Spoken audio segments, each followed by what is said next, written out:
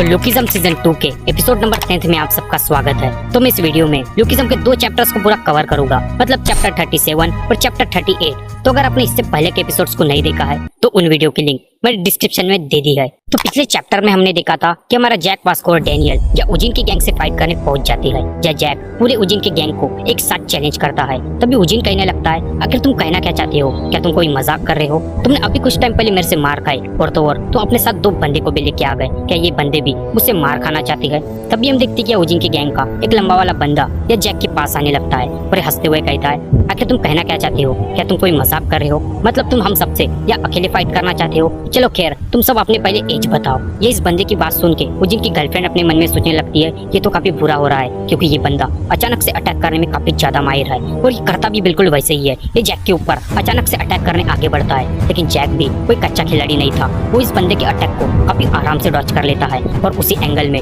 इस बंदे को काफी जबरदस्त एक झापड़ मारता है और उसे एक दीवार में घुसा देता है, जिससे उस बंदे की नाक टूट जाती है, जिससे उस बंदे की नाक से खून बहने लगता है। जैक को ऐसा करते देख या सारे बंदे एकदम हैरान हो जाती है। या डैनियल अपने मन में सोचने लगता है, जैक तो पूरा कमाल ही है, लेकिन जो वास्को है जिसे फाइट का काफी ज्यादा अनुभव है, वो अपने मन में सोचने लगता है, या जैक काफी ज्यादा थक चुका है। फिर वास्को या जैक से कहता है, हे जैक्स, अब तुम रेस्ट ले लो, अब मेरी बारी है। लेकिन तब भी जैक कहता है, नहीं तुम वही रुक जाओ, मैं इन्हें संभाल लूंगा। जैक यहाँ पे एकदम गुस्से में कहता है, अगला कौन है? फिर हम देखते कि उजिन की गैंग का एक मोटा वाला बंदा जैक के ऊपर अटैक करने आगे बढ़ता है। इस बंदे को पता है जैक एक बॉक्सर है। ये अपने मन में सोचने लगता है, ये एक बॉक्सर है, लेकिन मुझे इससे कोई फर्क नहीं पड़ता, मुझे बस इसे एक बार पकड़ना है। ये बंदा जैक को पकड़ने की कई बार कोशिश करता है, लेकिन जैक इतना ज्यादा फास्ट होता है वो इसके हाथ में ही नहीं आता। या जैक इसके हाथों से बचता भी है और बीच बीच में इसे काफी ज्यादा पंच मारने लगता है। ये बंदा भी एक टाइम पे जैक के पंच को ज्यादा हैंडल नहीं कर पाता और यहाँ जैक इस बंदे को भी डिफीट कर देता है। या जैक मीरा की तरफ दिखता है और भी उतावला होने लगता है और कहता है, आखिर अगला कौन है? जहाँ उजिन को देखती है जो अपने मन में घबराते हुए सोच रहा था, आखिर ये बंदा कौन है और आखिर इतना ज्यादा फास्ट आखिर कैसे है? लेकिन तभी उजिन जैक की तरफ ठीक से नोटिस करता है। जब उसे नजर आता है कि जैक क्या पूरी तरीके से थक चुका है, वो अपनी लिमिट तक पहुंच चुका है और पिछले फाइट से उसके घाव भी पूरी तरीके से रिकवर होने को है। ये बात सुनकर उजिन थोड़ा रिलैक्स होता है और अपने मन में सोचता है कि मैं इसे अभी भी हरा सकता हूँ। या उजिन खड़ा हो जाता है और जैक से फाइट करने आगे बढ़ता है। या हम देखते कि उजिन जैक के ऊपर लगातार अपने पंचेस से अटैक करने लगता है और यह जैक अपनी थकावट के कारण उजिन के पंच को सिर्फ अपने हाथों से डॉच करने लगता है। या उजिन जैक को मारते मारते कहता है कि तुम मेरा कुछ भी नहीं बिगाड़ सकते, मैं एक ऐसा बॉक्सर हूँ जिसने कई सारे नेशनल टूर्नामेंट खेले हैं। यह जैक अभी भी उजिन के अटैक को सिर्फ डॉच ही कर रहा था, लेकिन तब भी यह वास्को जैक के प्लान को समझ जाता है और कहता है कि अब उजिन का खेल खत्म हो चुका है। और होता भी कुछ ऐसे ही है। यह जैक अपने एक ही पंच से उजिन की हालत काफी ज्यादा बुरी कर देता है। क्या उजिन की शक्ल से ही देख सकते हैं आखिर जैक के पंच से उजिन का क्या हाल हुआ है। या उजिन की ऐसी हालत देख यह सब जन एकदम हैरान हो जाती है। या डैनियल अपने मन में सोचने लगता है, ये पंच तो बिल्कुल वैसा ही है जैसा मैंने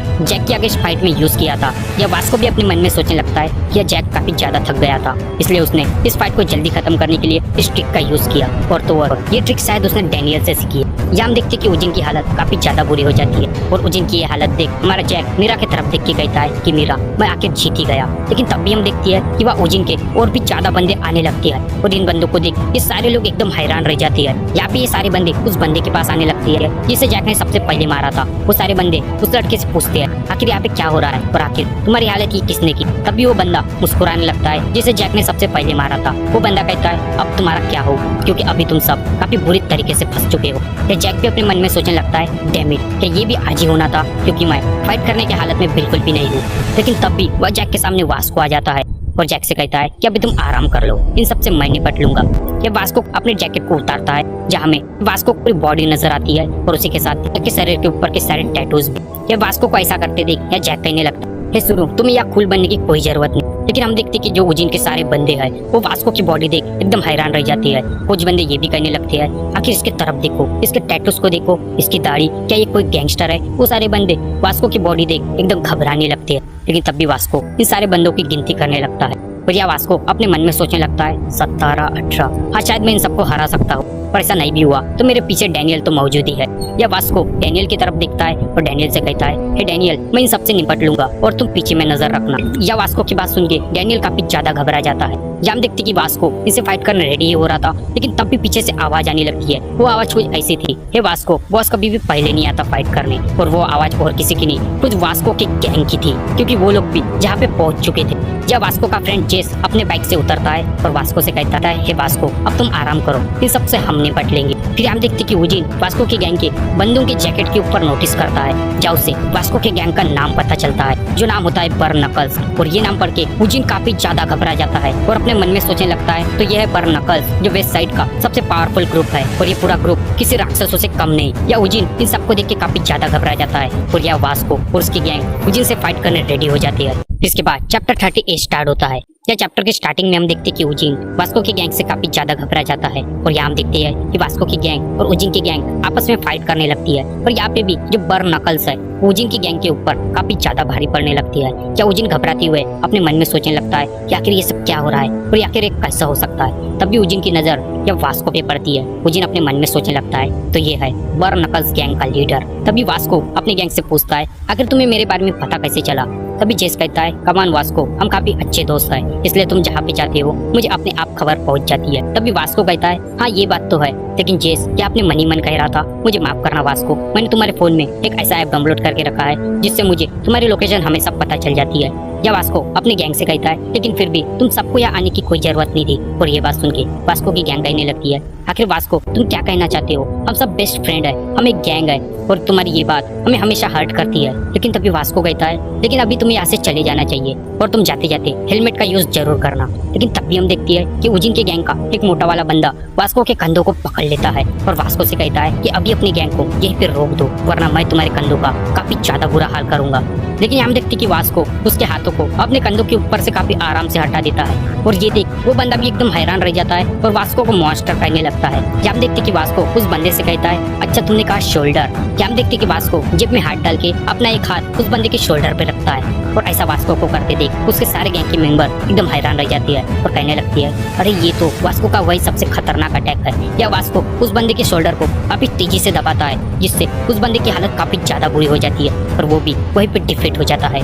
और यहाँ पे यूजिन अपने सारे बंदों को हारता देख काफी ज्यादा घबरा जाता है और अपने मन में कहता है कि मेरे और भी बंदे आने को है और उन्हें यहाँ तक पहुँचने काफी ज्यादा समय लगेगा। फिर हमें वही भूरे बाल वाला लड़का नजर आता है जिसका नाम शायद जे है। ये बंदा ये अपनी गाड़ी को खड़ी करके वह सिगरेट फूक रहा था, जो कि इसने यूजिन के गैंग को पहले ही निपटा दिया था, जिस गैंग को यूजिन ने फोन करके बुलाया था। हम देख सकते कि कैसे ये सारे बंदे या यूजिन की मदद करने जा रहे थे, लेकिन तभी उनके सामने ये भूरे बाल वाला लड़का आ जाता है और इन्हें गली में ले जाके उनकी काफी ज्यादा बुरी हालत करता है। हम देखते कि ये बंदा ये अपनी बाइक पे सिगरेट फूक रहा होता है, तब भी इसके पास और दो बंदे आ जाते हैं और उससे कहती है, हे तुम तो सच में काफी ज्यादा लाजवाब हो। इन बंदों को देख या जे को लगता है कि शायद ये इनसे फाइट करने आया है, इसलिए जे वहाँ पे खड़ा हो जाता है। तभी उन दो बंदों में से एक बंदा कहता है, अरे चिंता मत करो, हम यहाँ कुछ फाइट करने नहीं आए हैं। या जे को सिगरेट पीते देख एक बंदा कहता है कि तुम्हें सिगरेट नहीं पीना चाहिए, क्योंकि मैं भी पहले सिगरेट पीता था, लेकिन जैसे ही मैंने सिगरेट छोड़ दी मुझे एक बंदी मिल गई, शायद तुम्हारे साथ भी कुछ ऐसा ही है, इसलिए तुम भी सिगरेट छोड़ दो, शायद तुम्हें पसंद करने वाला जरूर मिल जाएगा। इनकी बात सुन के ये भूरे बाल वाला लड़का भी अपने सिगरेट को वहीं पे फेंक देता है। फिर उसके बाद हमें यूजिन नजर आता है, जो अभी भी हार मानने का नाम नहीं ले रहा था। या यूजिन अभी भी अपने मन में सोचने लगता है कि ये टैटू वाला लड़का और ये बॉक्सर मुझे तो यहाँ से जाने नहीं देगी,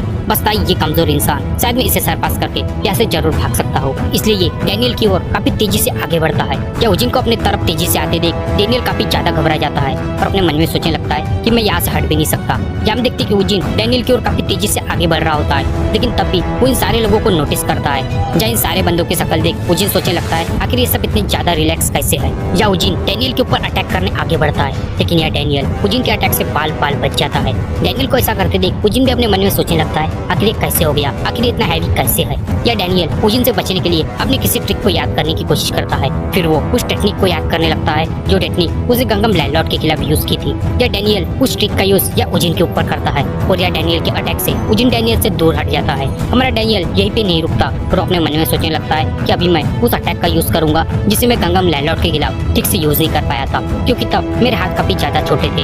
या डैनियल उस अटैक का यूज करता है और यूजिन के पेट पे काफी जबरदस्त एक मुक्का मारता है, जिस अटैक से यूजिन की हालत काफी ज्यादा बुरी हो जाती है। डैनियल अभी भी रुकने का नाम नहीं लेता और सोचने लगता है कि अभी मैं उस अटैक का यूज करूंगा जिस अटैक को मैं कभी भी ठीक से यूज नहीं कर पाया।